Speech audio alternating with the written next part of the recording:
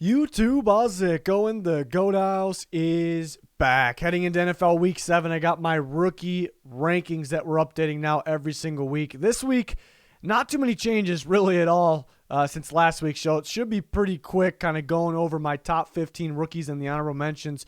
Also going to take a look at what you guys think. I asked you guys on Twitter who's the offensive rookie of the year, defensive rookie of the year, and if you wanted to comment some kind of sleeper guys or guys that'll enter the conversation, that's always interesting. We kind of can take a look at some of those here since there isn't too much change in this week's rookie power rankings here. We got regular power rankings on the channel. There's always some good changes in those. We got weekly picks, score predictions, covering the trade deadline, Deshaun Watson madness, college football picks against the spread. We got you covered. Anything you can think of, we got you. So join us, like, subscribe, turn notifications on. Make sure you follow that Twitter. It'll be very important. Keeping you guys involved, talking during live games. A Thursday night game tonight. Excited for that. So check it out. Link down below. Comment, description, whatever you need. So just showing you guys. Usually we go one by one and reveal them. I don't have too many changes. And that tend to happen last year as well. At a certain point, there's definitely going to be changes, throughout the rest of the year. But another week past here, and again, it's just kind of the same players playing pretty steady here. I added Patrick Surtain in the list, and the Broncos secondary kind of got beat up last week by the Raiders, surprisingly. But I thought, Surtain's been playing pretty well. It's interesting that I don't know if it was done on purpose, but it's felt like, a team like the Raiders maybe targeting other guys. Maybe I don't want to say they're scared or fear Surtain, the rookie, but maybe fear him more than the rest. Other teams, it kind of seems like the same thing there. So, he enters the discussion. Trevor Lawrence, we knew at some point he may enter the discussion. He started, the London game, he started a little, he started okay. He missed some throws. Laviska Shenault was getting frustrated with them. He missed, I think, 2 to him, but barely. And then he really started picking up. But over the last, 3 or so games, we start to see glimpses of why Trevor Lawrence is picked first. I mean, some throws that there's a lot of NFL vets that really they can't make. Tight window throws, the velocity on the ball, the sideline throws, downfield throws, on the run. We start to see it, and overall, he fights, gets his team back, wins a game all the way in London, and he's getting there. So I thought he can enter the conversation. And then Oso Odigizua moved down a spot. He's had a very solid for especially for a mid-round guy, very solid season, stop and run at a high level. Last couple weeks, maybe not super productive, but for the kind of disruptor guys, interior guys, you don't really need to be, crazy stats. Eric Stokes, I moved up quite a bit, having to lock things down, with quite a few guys out, and sure, he'll give up something here and there, but I think he does a really good job. It's just not a lot of these young corners you throw out there and they kind of just rely on their athletic ability and they're kind of blowing coverages or not understanding, in zone that, something to leave their guy and somebody else about to come in the zone. Like simple stuff, really. There's a lot of guys that struggle with that. Stokes seems like he's natural. So I like him. I like him more. Now that I see him playing more and more too, I'm liking him more and more. So that's a good sign as well. Rondale Moore, down a spot, but just not super productive last week. But I do like his presence out there. I talked about when the Cardinals took him.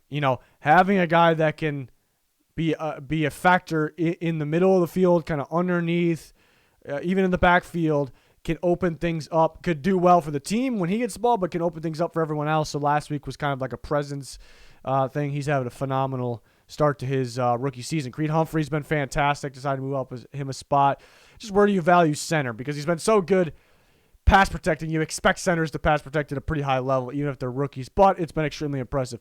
And the rest I actually kept the same. I didn't see any reason to change anything. The guys didn't do enough to hop somebody else. So I guess that's rare for 9 guys to say the same. Kyle Pitts didn't play. But, after his monster performance, and before that was kind of consistent performances, solid, just no touchdowns, and then the last performance was ridiculous. Najee Harris getting going still, didn't run for a ridiculous amount of yards, found the end zone. Trey Smith's been great for the Chiefs. Mac Jones, minus the pick 6, which was deflected a bit. Just so good under pressure, doesn't panic, knows when he should start. Okay, I got to get the ball out, very accurate under pressure, very accurate in general.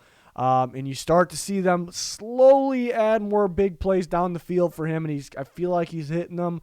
So just the matter of adding more, he can make his way up to 1. Trevor Lawrence is coming. Odafe Away's had some big impact plays this season. Jeremiah Wusu-Koramoah, another good game from him. Forced a fumble. He's been everywhere, especially on crucial downs. You see the range, but he does get hurt. He will miss some time. I heard 4 to 6 weeks. So, after we hit week 7 here, I'm sure he'll probably move down a bit. And then, the more games you miss, the more you move down, And Greg Newsome, another Brown, was up here to start, and then he missed a couple games in a row.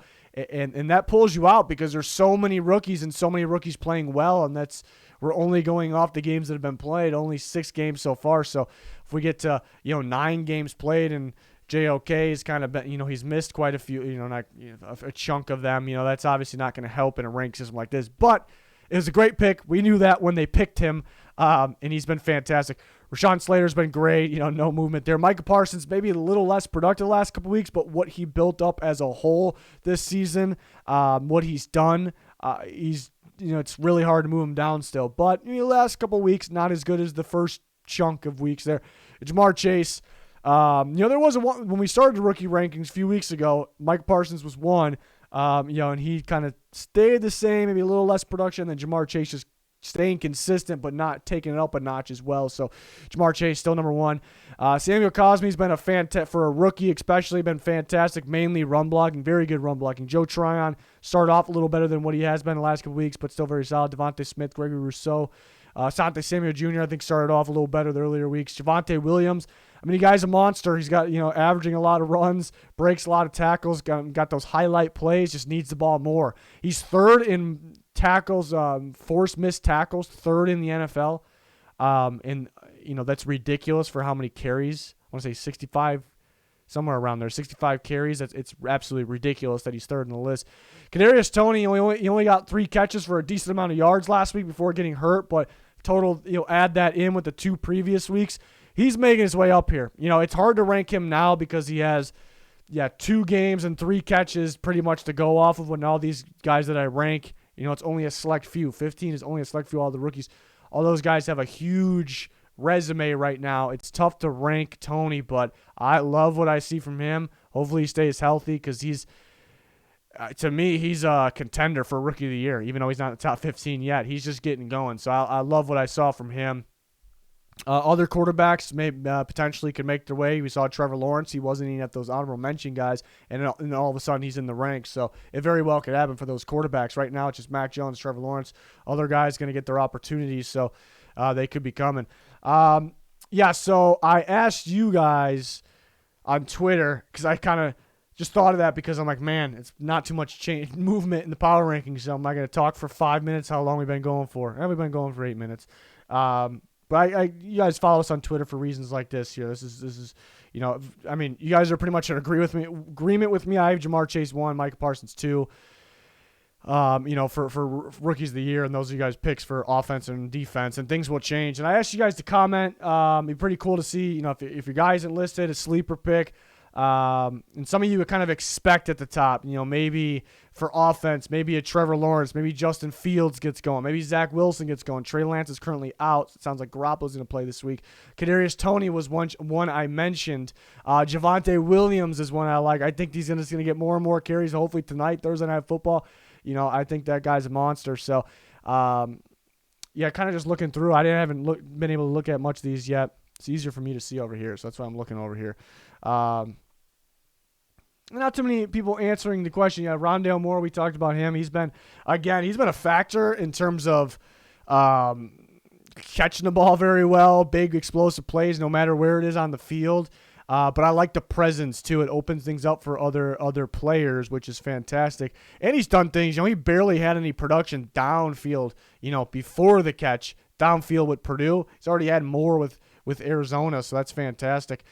Jalen Waddle, Jalen Waddle's getting going. I liked what I saw last week. He scored 2 touchdowns. I talked about in the recap, there was a play on the first drive of the game for the Dolphins with Jalen Waddle that it was 3rd down, crucial 3rd down, throw the ball at the sticks. The ball probably would have went past the sticks where Waddle originally was. He attacked the ball because he didn't want the corners to get to it before him. It's very smart. Corners are taught to do that. Go beat the receiver that's waiting for it. That's how they're taught. Attack at its highest point or the earliest point. And Waddle does that. And sometimes the flaw with doing that is in front of the sticks. You don't get the first. He knew exactly where he was in the field, which is hard to do. And maybe it was just fortunate. Who knows? But I was impressed by just a play like that. I always have weird random plays that just get me impressed. Things like that. Doing small things right, but it's small thing, but it's kind of challenging at the same time. You see a couple Rondale Moores here. I agree. I talked about that. Kadarius Toney, I love what I see from Kadarius Toney. He's going to get there. Just need more into his resume, even though he's, in terms of yardage, he's right there with the guys that have played more. Justin Fields definitely can make his way up on the list. We talked about that. So that's your offense, guys. I mentioned Javonte Williams, those quarterbacks to watch out for. Kadarius Toney. We'll see if they make their way up. I'm going to take a look at the defensive ones. You guys, there's your votes there. I feel like the top three guys really put themselves in front, but I'm impressed with Eric Stokes. Like, knowledge of the game, understanding of the game. Just really fit with the Packers. It was kind of a mystery because the Packers got a new defensive coordinator this year, and it just seems like Stokes really fits that scheme. I like what I see in cover, and I talked highly of him in cover 2 at Georgia, actually. That's where I liked him, and that's where he seems good at in Green Bay already, too. Ojulari started a little stronger earlier on. Feels like he's the Giants' best shot at pass rush from the actual edge position. I think from the D-line position, you got guys like Leonard Williams that are more, but we talked about a lot of these guys I have ranked. Rousseau has been picking up. Barmore's a good one. What we could expect, maybe at the end of the year. You see it here and there. It's not he's going to light up the production, the stat sheet guy. It's kind of going to be a disruptor in the run game and the pass game. So you see it here and there. And he was kind of known as maybe a raw prospect, might not do a whole lot right away. So that's definitely a really good one. And Nate Hobbs, the slot corner for the Raiders, has been pretty good. Trey Norwood had a good week last week. That was kind of a very much under the radar guy from Oklahoma. Played a little bit of safety, played a little bit of slot. He was attacking the ball pretty well last week against the Seattle Seahawks prime time. So that's good. Look for him. Let's see if he can put more of that together. There are some good ones here. A lot of the ones that we talked about already. A lot of JOKs. He's very good. When we knew that, everybody on the planet knew that was a steal when they took him. Just unfortunate he got hurt. And a lot of Russo's too. And he's kind of a raw prospect too because missed all of last year. He only had one really good year. Remember, he came in, was he going to be a receiver, a tight end, lanky guy, skinny, lanky, out of high school? And they're like, hey, this guy might be a pass rusher with this length, and he's stronger than he looks. Let's put some size on him. Miami did that, looked good, and got an insane amount of production. But basically his production was, that was his sacks. Other than that, not a lot of consistency. So it's like, all right, he's got the length, he's got the traits, he knows how to. He's a guy that if he's around the quarterback, he's going to get him. Which there's some guys that can get all the pressures in the world and make, almost on every play and stay consistent, but can they actually finish the job and get the quarterback? Russo had that, so it could be like a raw prospect, and he's already getting going. So that's pretty damn good. I like how he stops the run too. He kind of crashes, gets down, gets across the field from the backfield, uses his length, diving and make the tackle. I like that as well. So, looking forward to seeing more answers here. Answering all these questions would be pretty cool. I think it's pretty interesting to think about who we think is going to be, and I mentioned a lot of guys in the conversation at the end because we know it's not going to stay the same. So, pretty cool to think about. A lot going on our Twitter. Always putting interesting stats out there as well. A lot of news. We're going to be talking during the game tonight. Browns, Broncos definitely should be an interesting game here. Broncos, a must-win situation. The Browns, you could say so too because they lost a couple in a row, but they're missing a chunk of players. But they're at home, prime time, Thursday Night Football. It should be interesting. We'll be talking about it, so join us for that. That is going to wrap up this week's Rookie Power Rankings. We're back every week with a load of NFL content, so join us for that. Like, subscribe, turn notifications on. Check out that Twitter, very important. Any link you're looking for, description, comments. It's going to do it for this one, though. Thanks for watching. Goodbye.